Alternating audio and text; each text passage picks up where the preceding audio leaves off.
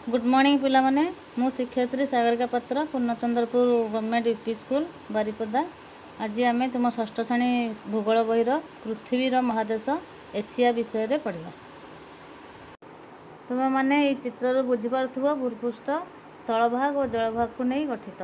स्थलभाग पृथ्वी पृष्ठर मोट क्षेत्रफल 29 भाग एवं जलभाग 71 भाग।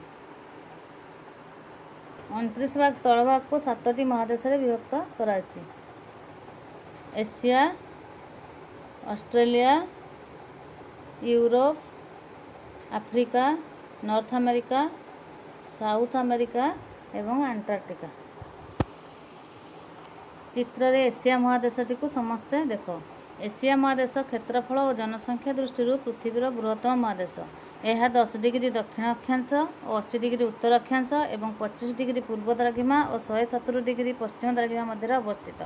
यार उत्तर में सुमेरु महासागर, पूर्व में प्रशांत महासागर, दक्षिण में भारत महासागर, दक्षिण पश्चिम आफ्रिका महादेश एवं पश्चिम यूरोप महादेश अवस्थित।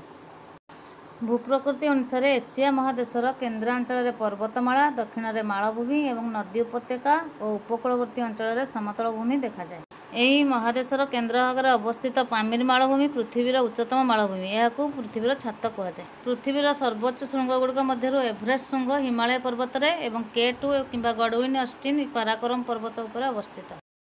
एशिया महादेशर मुख्य नदी गुड़िक है सिंधु, गंगा, ब्रह्मपुत्र, एरावती, मेकंग, टाइग्रिस, लेना और महानदी कृष्णा, कावेरी, गोदावरी इत्यादि। जलवायु अनुसार विभिन्न प्रकार वन्यजंतु देखा मिलती। पहाड़ी अंचल में याक, मरुभूमि ओट, गध, मौसुमी अरण्य हाथी, गंडा, बाघ, चिता, मांकड़, कुंभीर, सिंह, विभिन्न प्रकार साप, हरिण और तृणभोजी और मांसाशी पशु रहती।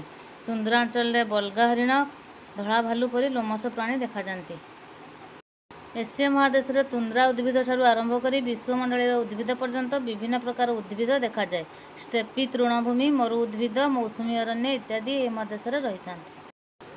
एशिया महादेशर मुख्य देश गुड़िक है रूसिया, चीन, भारत, भूटान, नेपाल इत्यादि। देश गुड़िक है रूसिया, चीन, भारत, भूटान और नेपाल। एशिया महादेशर मुख्य सहर गुड़िक है Tokyo, Beijing, Singapore, Delhi, Baghdad, Islamabad, Bangkok, Seoul, Kabul, Tashkent, Tehran, Colombo, Beirut, Dhaka, Yangon. धन्यवाद।